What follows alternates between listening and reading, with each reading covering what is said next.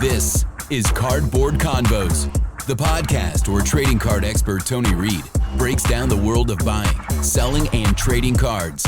Whether you're new to the hobby or chasing the next big pool, Tony's got the insights to help you level up your collection. And Chad Evans again back at it, Cardboard Conversations, episode 5 here inside Stone State Studios. Say that 5 times Stone fast. State Studios. That's one. It's a Friday. I told you I don't work on Fridays. Tony Reed back at it again. How are you? Good. 5 episodes already. I mean, we're rolling at this point. This is like old hat. And I think you have an audience. I feel like I think you have an audience. I feel like we're getting there. We're moving in the right direction. Which is really exciting. Like we had talked about from day one, like we're going to give this a go. Yeah. If there's any traction and it looks promising, we're going to keep doing it. So I'm excited about this episode because I sent you a text. You did? Over last week. I met up earlier this week, I guess. I mean, I could do without the picture you sent me. Oh, funny. But, yeah. I mean, I'm just happy you responded. I know you're real busy. A very good friend of mine, one of my best friends, he was talking about your show, and his son is getting into the card side of things, 12 years old. And he brought up some questions that he wanted me to ask you. Sure. And so a lot of this episode is going to be talking about if you have a kid, boy or girl, that is interested in getting into the card game, what's a great way for that child of yours to get into the game without breaking the bank? Yes, which is key. Which is key. For sure. But we'll talk about that on this episode. We're also going to talk about, like, what's the definition of a true rookie card? Yes. The rookie cards. Everybody wants those RCs. We're going to nerd out a little bit, just for like a minute or two. We're going to give some definitions and some insight on that. Right. Sure. We're talking about, like, the Bo Jackson, the Saquon Barkleys of the world. So we're going to talk about that. So I think before we get into all that, and I see you brought a specialty card here too. I did. A local legend. My newest pickup for the PC. Now that everyone knows what a PC is. Yeah, it's great. Let's talk about you have a child. I do. Izzy. I have 3. Yeah, you got 3. But one, certainly Izzy, your daughter. I have a daughter named Izzy as well. Yeah. She could care less. She likes the Pokemon stuff. Yeah. Oh, dude, that's hotter than sports cards right now. That's like white hot. Yeah. Yep. So, a parent that might be listening to this episode or watching this episode, what is your advice to help their child to get into the collection, to the PCs, and just not investing so much money? Life savings or mortgage payments worth of money? Yeah. So what would you say to that? Well, I mean, we touched on this a little bit. It's very similar to anyone jumping into the hobby. My first piece of advice is, who and what do you like? Like, and I may be from a somewhat unique standpoint because, I do what I do, and my daughter is in it. She would travel to card shows with me. She looks at cards with me. She has her own little case of cards, and she wants to be involved, kind of because it's what dad does, but she's an athlete, so it all kind of marries, it all kind of ties together, and she absolutely loves it.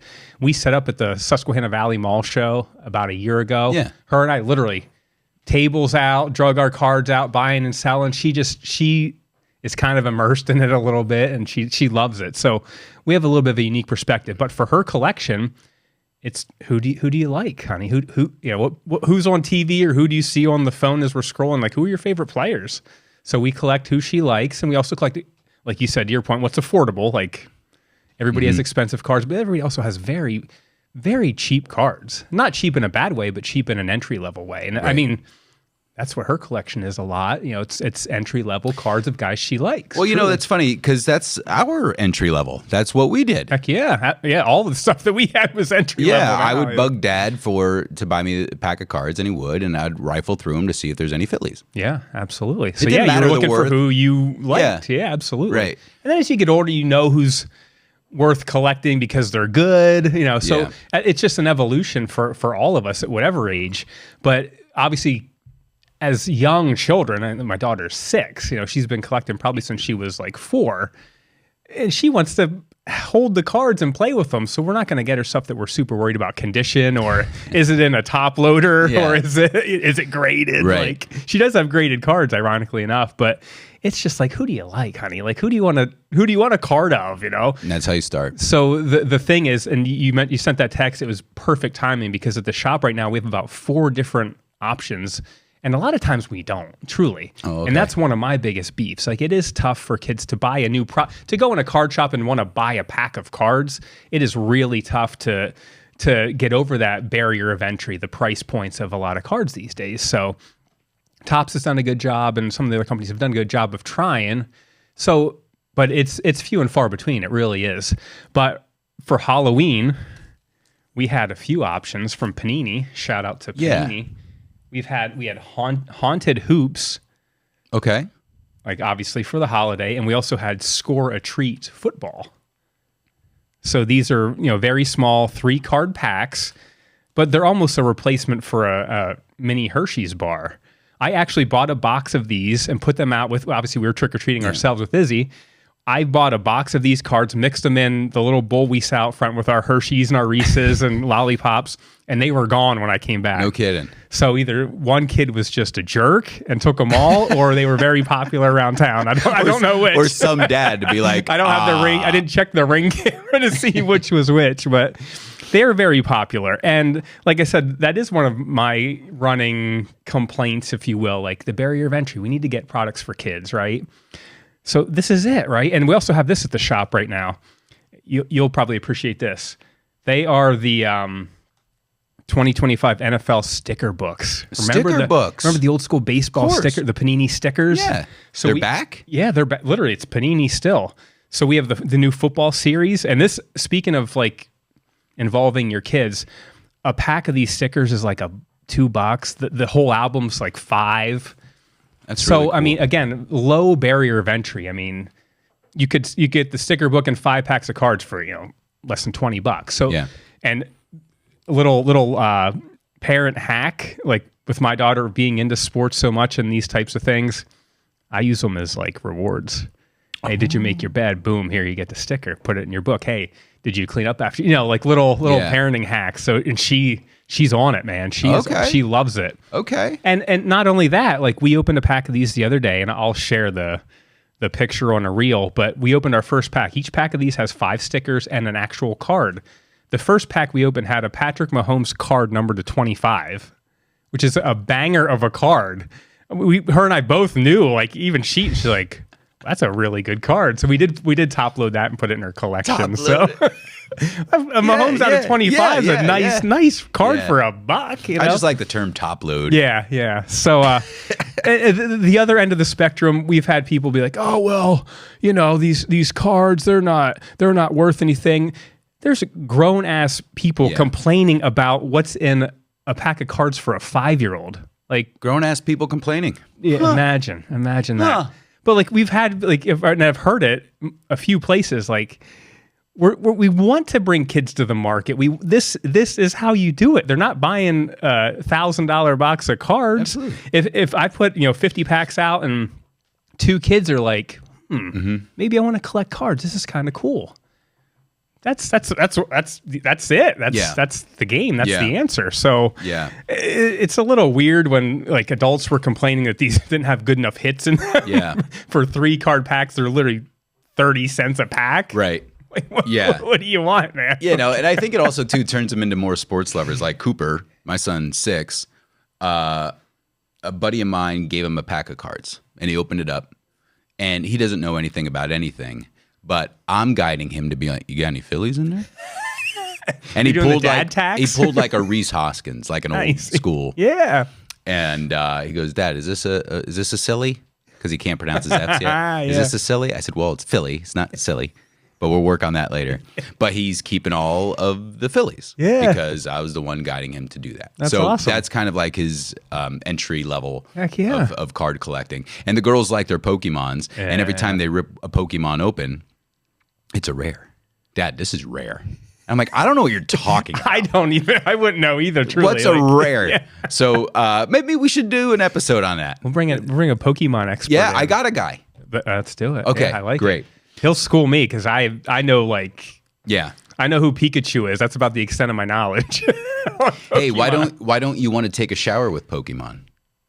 Oh boy, I don't know. If Why don't we'll be going down dangerous paths here. This is a question. Why don't you want to take a shower with Pokemon? I don't know. I'm just gonna have to get the answer. What? He'll Pikachu. Okay.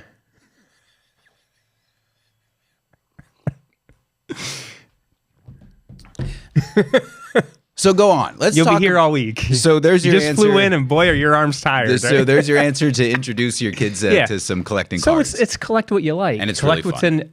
I would keep for a young, like I said, I have a 6-year-old. I would keep a very small budget. Introduce the cards and But the then players also, they too, like, and you might have hand-me-downs. oh yeah, Sure. And I would wait a little longer to give Izzy. Like I even tell Izzy, like she. What about your hand-me-downs? I think I have a pretty solid collection. I even tell her already, hey, honey, someday, these Here's you a have to go to case of they have to go to 1,000 somebody, rookie right? cards. They Yeah. have to go to somebody, right? So, but again, onto these cards and stuff, like again, they're for kids. They're for little kids. Like it's, I just thought they were cool, and I believe I know we did because Panini did Score a Treat last year. I'm pretty sure they did Haunted Hoops as well.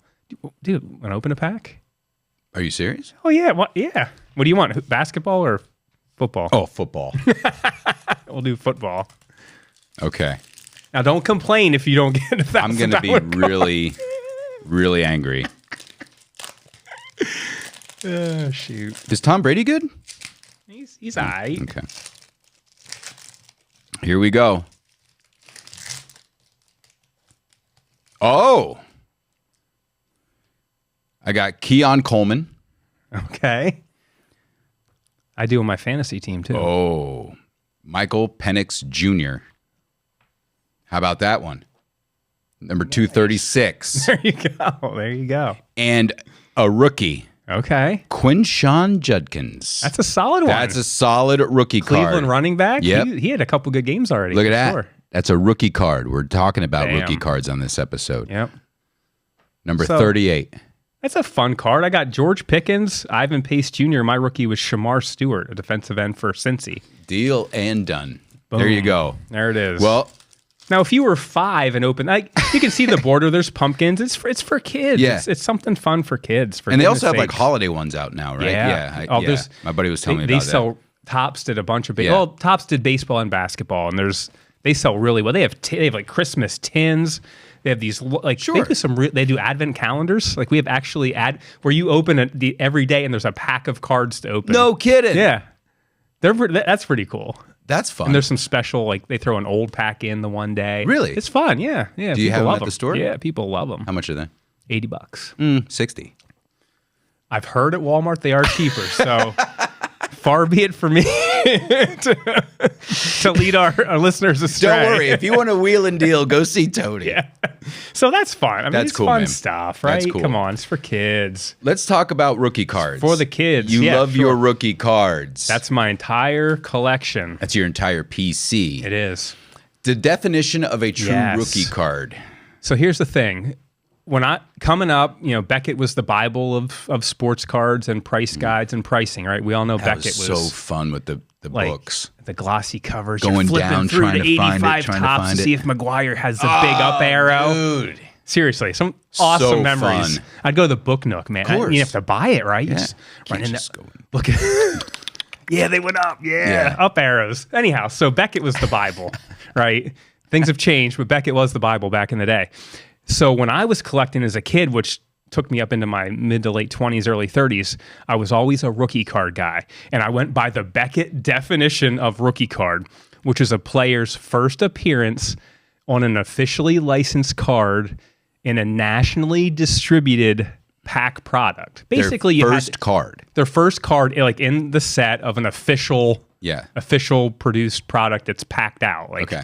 it can't be an oddball card. It can't be, a parallel or insert or that was the true rookie definition. And I stuck by that forever. But now you fast forward to ultra modern and there's just so many cards, right? I mean, so I realized at one point that I was passing up a lot of rookie year cards just because I wanted the actual defined rookie card, you're passing up a lot of other cool stuff. So I expanded my personal collection very recently, actually, to include any rookie year card of the player. Okay. Because, say for instance, we have Quinshon Judkins. That's a really cool card. But if you had his score base rookie, it's a paper card. It's worth about $0.25. Well, he's going to have autograph cards and numbered cards and jersey cards and these like really incredible cards. But technically, a lot of those won't be considered rookie cards by the definition. So is this a rookie card? Yeah, because it's a pack-pulled product, nationally distributed, it's a licensed product. Technically, that is a rookie card, yes. Okay. But my thing is, like, anything outside of that base set technically isn't considered a rookie card. But that's where a lot of the cool stuff lies, right? That's all the inserts and the flashy stuff. So I'm like, why am I passing up some of the, like, literally purposely, passing up this really cool stuff for a base paper card? So about a year ago, I'm like, you know what? In my personal collection, I'm going to collect the best rookie year card of whoever I'm collecting. And again, personally, I collect, like we mentioned repeatedly, I collect rookie cards, baseball, basketball, football, some oddball stuff. But as a collector, I want my collection to tell the story of the history of the sport.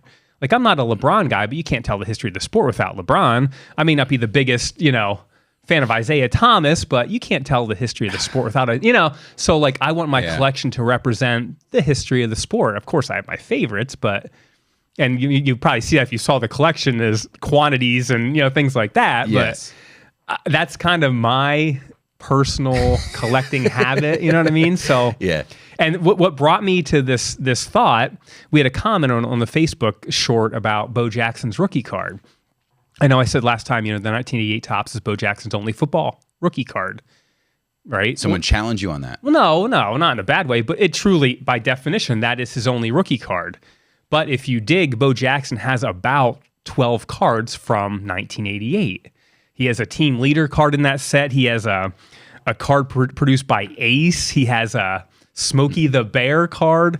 The Raiders did a police set that year, which was very common back then. Like the local police departments would put out a set of cards. So he has a Raiders police card. He has the box bottoms we talked about. He has a box bottom top. So, but you can get into the weeds pretty quickly. So there are reasons each of those cards wouldn't technically be his rookie card, but they are rookie year cards. So, the guy said, hey, I have this Bo, and he sent a picture of like 5 1988 Bo Jackson cards. So, in fairness, they are rookie year cards. So that just kind of got my wheels turning. Like, let's define true rookie card, and like rookie year cards. Yeah. And every day it gets more and more complicated because there's hundreds of products out every year. And right. Like, I don't know if I mentioned this before, but Prism is a very popular brand. Prism is done in most major sports. There were 88 different Prism versions of the same card, of every card this past year. So if you had, say Jaden Daniels Prism card, there were 88 versions of that card. Like, you can't possibly keep up with that, right? Right. There's a camo, there's a pink, there's a red, there's a blue, there's a rainbow, there's a, you know what I mean? Like, it's just beyond reason. So, and that's one product. Multiply that out by 100, like, it's, so this was the example I was bringing. So, Bo Jackson, 88 Topps, his rookie. He might have 10 other cards, right? Cool. Worth collecting. Saquon Barkley was a rookie in 2018, right? So 30 years after Bo. Saquon Barkley has 2,278 rookie year cards, counting all the cards that were produced in 2018 of him. 2,278 different cards of Saquon Barkley in 2018. That's unbelievable. How do you can't even wrap your head around that. Is there one that's the most valuable? Yeah, like we talk, like the one-of-ones are always huge. The higher-end products like Immaculate and a lot of the higher-end Panini products were kind of where like the real big-ticket cards were found because they were super expensive, super high-end products. But yeah, like almost 2,300 Saquon rookie year cards.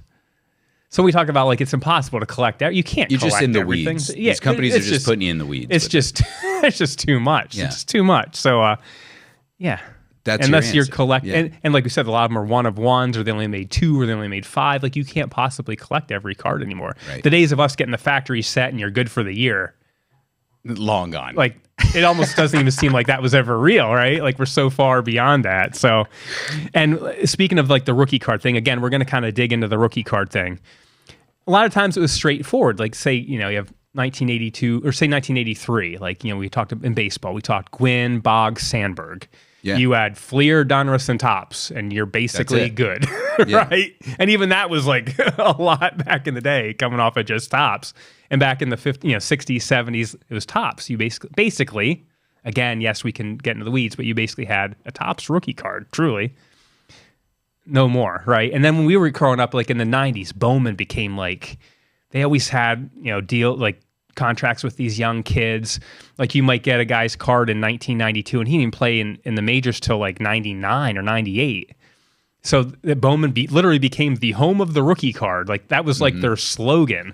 Well, in I think it was 2006, the Major League Baseball Players Association came in. They're like, okay, they kind of were trying to aid collectors. Like, okay, we have to narrow this down somehow. Like Carlos Delgado, say he came up in 94, rookie card was 4 years prior. It's again, already getting a little complicated. The company's trying to jump the gun. They want the first cards out, which they did. They had for a number of years. So MLBPA, I think it was 2006, they wanted to define and put those RC logos on cards. They did in baseball. And they had parameters, like you had to be on the 25-man roster, you had to have X amount of at-bats to get that. So like, all right, this guy is like a legitimate player, like in the bigs. Like this guy's he's a rookie. This is legit, right? It's not when you're prospecting, like you're getting a hold of guys that are never ever going to see the big leagues. And that's still a little bit, not a problem, but that's still part of the game. But I think they tried to kind of make it a little more simplistic, a little more straightforward. So that was 06. They put the rookie card logo. They shortened it a few years later to that RC logo that we see today. That was 2010. So that kind of got us a little more centered as far as, and again, to the point of like collecting for kids, like kids getting a rookie card, he's not going to know the guy had a card 7 years earlier. It's more valuable. Like it's so but like with all this mumbo jumbo with all the nonsense, it is a lot of mumbo. With all these companies and the cards and everything like that. Is this going to burst the bubble? Like, or do you see do you see the era of the wax? I say this all the time, and I probably would get grief for it, but we talk about the junk wax era, right? When we were growing up, the 80s, 90s, it was junk. They just overproduce everything. We're in another junk wax era. It's just shinier junk. Yeah. There's going to be a ton of stuff that's going to have very little, if any, value. You're going to have to know exactly what you're going to have to be very specific and very focused on what you're collecting. If you're collecting for something to hold value in 20 years. Like it's not going to, unfortunately, it's not going to be the stuff we just opened. But why are companies doing that? If they know they're making money on all these products, they're just pumping out and they're making their money, so I guess. Yeah. But it'll come back. And the rookie card thing, even I say like we're getting in the weeds these days, but a perfect example, when I was collecting in my previous life, 1949 Bowman was Jackie Robinson's rookie, right? Nice, like little torso shot of him, red background, the mini smaller cards. I had one, sold it, whatever. Long story short, but then years later, we knew there was a 1948/49 Leaf. So there's the 49 Bowman, 48 maybe 49 Leaf card. Then the story was, this Leaf card was actually produced in 48. Very similar looking cards, like a mugshot of him with a yellow background, name on the bottom. Nice, classic, iconic card. Oh, no. Now, this is the Robinson rookie. It's from 48, not 49. Well, documents, like people were like digging into people were uncovering documents. Oh, no, this Leaf was produced in 49. So now they're both rookies again. There's so many moving parts, even from a card from 70 years ago. So that's why I kind of wanted to pin down, not only for the podcast's sake, but even for like my own sanity, my own collection. Like, how do we want to do this? How do we want to handle, the collection? That's a good move. It's a good move on your part. So I've opened it up. I've expanded the horizons a little bit. Good. You know what I mean? So rookie rookie year cards for me. I'll save me some unneeded, so there's mental wrestling sessions. So there's your definition of what a true rookie card is. Yes. and it's up for opinion. No, let's talk about We clarified nothing. Yeah. Thank you for No. watching. Yeah, I think you did. Yeah. I want to talk about the card that you brought in. Ooh, yeah. Let's do it. What's this about? So, Look at this one. Look at that. as you can see, and if you've listened to previous podcasts, I'm a fan of the rare. I'm a fan of the underproduced. I'm a fan of the old school vintage cards. I'm a fan of all cards, but right now, and my focus in my collection are the old T206 tobacco cards. I know we showcased the Cy Young a few months ago at this point. One of the first episodes, I brought my Cy Young in, which I had just bought. This card, one of my good buddies, my longtime cardboard convo real life cohorts, brought this in the shop the other day. Well, actually, I lie. He was in and we were working on some stuff, and he showed me a picture on his phone. He's like, I have a guy that's looking to sell this. Would you want it for X? I'm like, if he's selling it for X, yeah. So he left. Not 10 minutes later, I get a call from him. Send me X amount. I'll bring it back. So he came back, brought me the card. Now this Christy Mathewson Sovereign back, which is a little more rare of a card back. Again, we've talked about this before. We won't dig into all that. This is one of the less common backs. And again, I'm a portrait guy. I love the portraits. Yeah. Beautiful portrait The old card. school. 1909 T206 portrait. Christy Mathewson. And for those that don't know, we are literally a stone state's throw away from Bucknell University, right? Yeah. Lewisburg, PA. Christy Mathewson Stadium. Literally Christy Mathewson Stadium. Yeah. And another little known fact, Mathewson, when he retired at 373 wins, the most in National League history, he was one of the first 5 inductions into the Baseball Hall of Fame. With Babe, with Honus, he was one of the first 5 to be inducted into the Baseball Hall of Fame. No kidding. So like Titan in the game, right? Huge.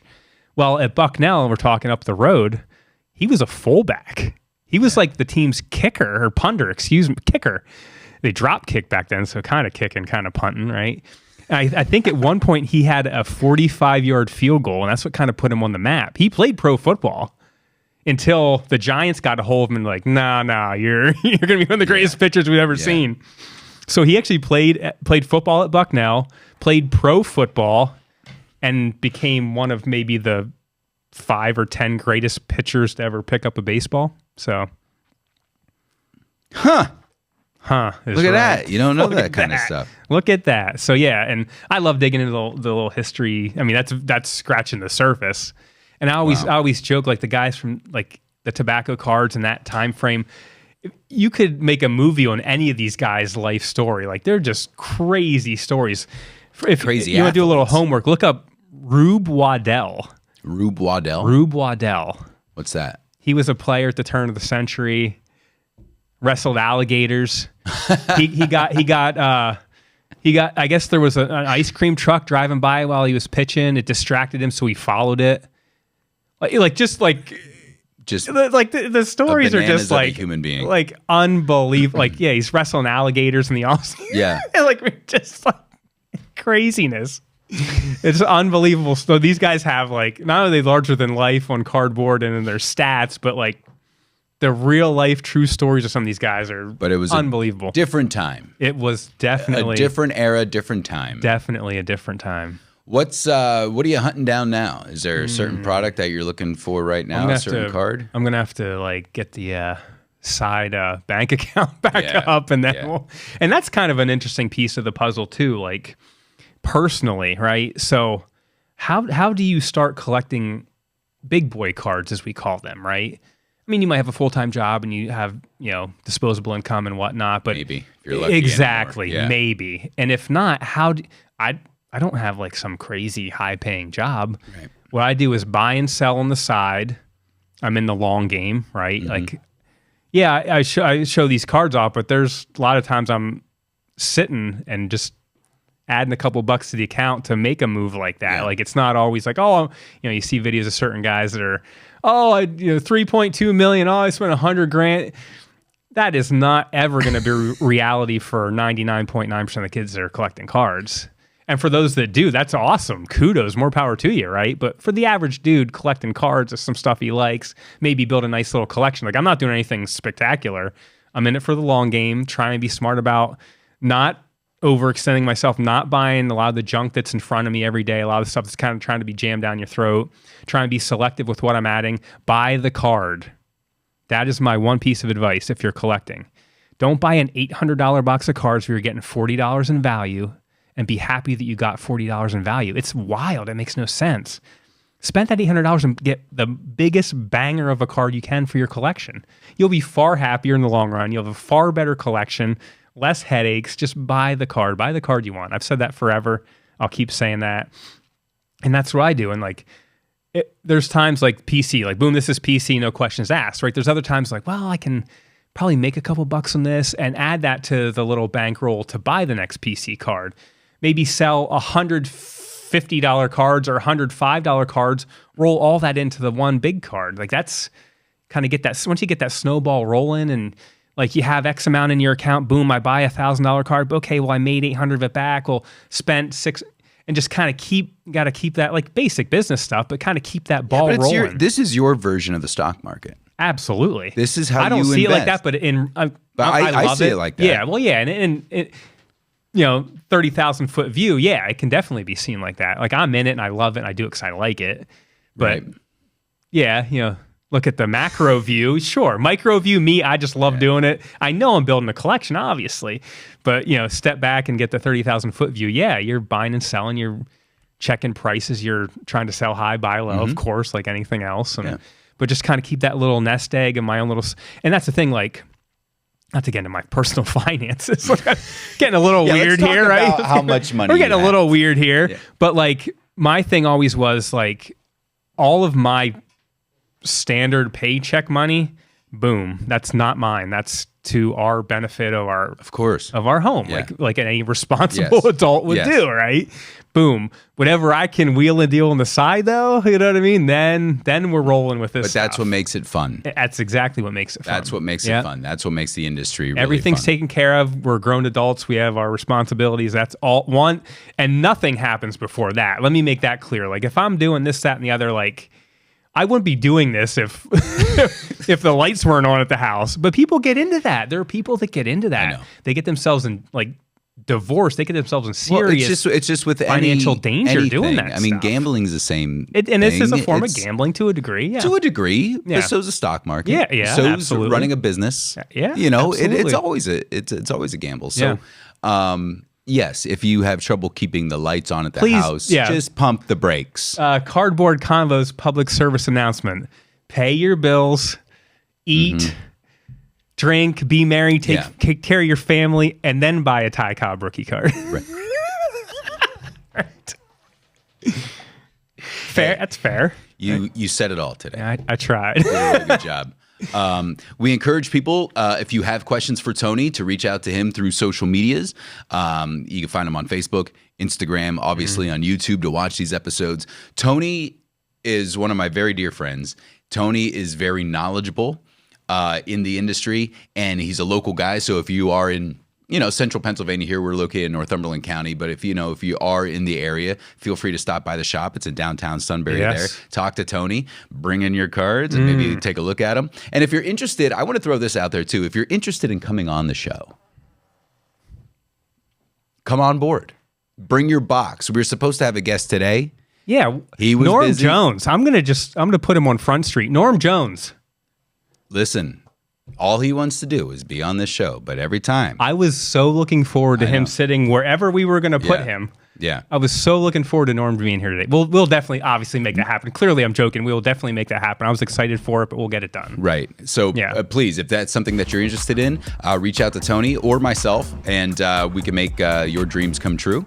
And hopefully you have some nice stocking stuffers. Maybe there's a Joe Montana rookie card in your stocking stuffer.